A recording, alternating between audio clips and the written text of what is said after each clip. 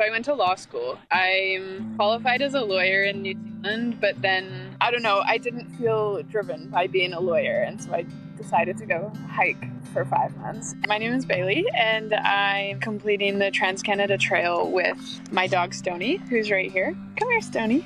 Say hi. Oh, no. The Trans-Canada Trail, it keeps growing. It was 28,000 kilometers when I started, and now it's around 30,000, and it's the longest network of multi-use trails in the world. And so it spans from the Atlantic to the Arctic and then to the Pacific. And I'm doing it via a mix of hiking, cycling, and canoeing. I think I had an idea of how long certain sections would take, and then everything kept taking longer than I anticipated. And I was like, oh my gosh, why am I doing this? This is going to take me forever. And that was when I started to slow down and just take opportunities as they come. When I was crossing Newfoundland last year on my secondhand bike, but it just started falling apart in the last week of biking. I had 6 flat tires, a broken chain, and there was a problem. Help just landed in my lap. Like there'd be somebody going past on an ATV, and then next thing I know, they're taking me back to their place to fix the tire. Last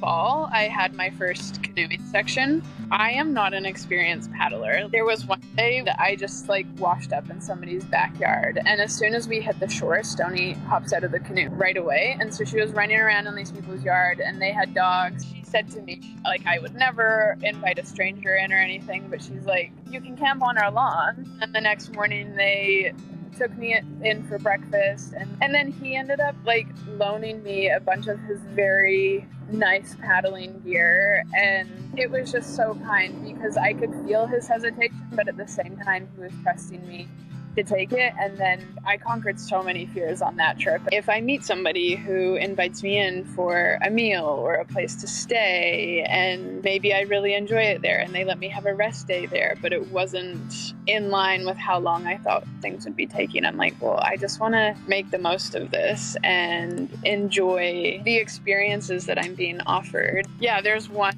couple in particular who they helped with the last flat tire, and they took me back to their place.